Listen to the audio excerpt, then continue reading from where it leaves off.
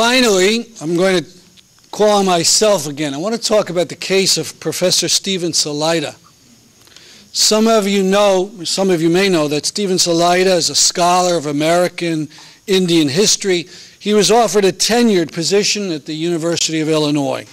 So he quit his job at Virginia, sold his house, but there was a problem. So Salaita is a Palestinian American. And like a number of brave Palestinian American academics like Edward Said, Joseph Massad, and Rashid Khalidi, he refused to keep his head down, and he has furiously defended his people. Certainly the University of Illinois knew this when he was hired. After all, he had written a book called Israel's Dead Soul. Yet over the summer, as Israel slaughtered thousands in Gaza, Salaita used the Twitter to issue a series of passionate, furious messages to try to awaken the conscience of the world. And that was too much for the powers that be in Illinois. The chancellor of the University of Illinois, one Phyllis Wise, told him she would use a technicality and not hire him. A protest, while explained, she wrote, "What we cannot and will not tolerate at the University of Illinois are personal and disrespectful words or actions that demean and abuse other viewpoints themselves or those who express them. We have a particular duty to our students to ensure that they live in a community of scholarship that challenges their assumptions about the world, that also respects their rights as individuals." Let's look closely at that statement. She says it's wrong to demean and abuse viewpoints, period. So it's wrong to demean Mein Kampf, or the racist movie Birth of a Nation, or the speeches of those who opposed giving relief to starving Irish during the potato famine.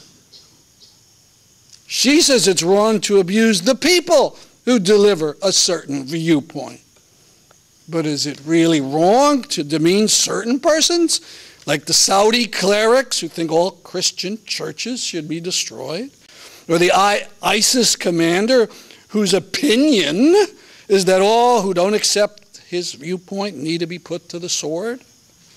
Or the viewpoint this year of an Israeli professor who said publicly that Israel could deter attacks by giving notice that such attacks would be met by the rape of the relatives of the guilty party.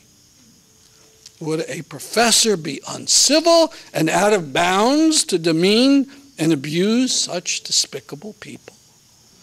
Let's talk about a couple of Salaita's tweets that have been singled out.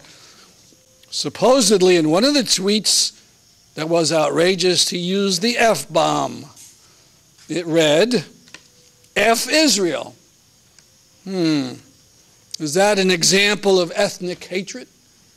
Well, but the complete tweet also said, "And while I'm at it, F2 Palestine Authority, Sisi, Arab monarchs, Obama, UK, EU, Canada, US Senate, corporate media, and ISIS." Here's another of his tweets. "At this point, if Netanyahu appeared on TV with a necklace made from the teeth of Palestinian children, would anyone be surprised?" Did that cross the line?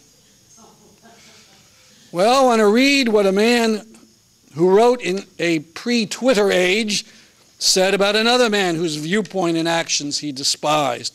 In his fictional soliloquy, the writer has the King of Belgium supposedly complaining about a person who proposes to construct a memorial for the perpetuation of my name out of my 15 million skulls and skeletons, and is full of vindictive enthusiasm over his strange project. He has it all ciphered out and drawn to scale. Out of the skulls, he'll build a combined monument and mausoleum to me, which shall exactly duplicate the Great Pyramid of Cheops. He desires to stuff me and stand me up in the sky on that apex, robed and crowned with my pirate flag in one hand and butcher knife and pendant handcuffs in the other. Pretty nasty stuff. You could read it as a call to murder the king and stuff him. Who could have written such uncivil words? Anybody know? It was our Mark Twain, the beloved humorist, who was also a fierce moralist, who was angry that the King of Belgium, King Leopold, presided over an enterprise that had killed millions. Now, Chancellor Wise of Illinois somehow claims her ridiculous call for not demeaning any idea or any person is necessary to respect students' rights as individuals. Yet Salaita has never been accused of demeaning a student, no matter his or her point of view.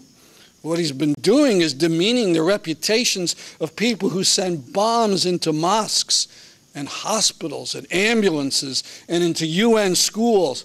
People who go ahead with their attacks, even if it means blowing up whole apartment buildings and whole families. People who will use any kind of lie to defend their killings, to scream that the victims are using human shields when it is Israeli soldiers who actually have a long history of taking kidnapped Palestinians and forcing them to walk in front of them on raids.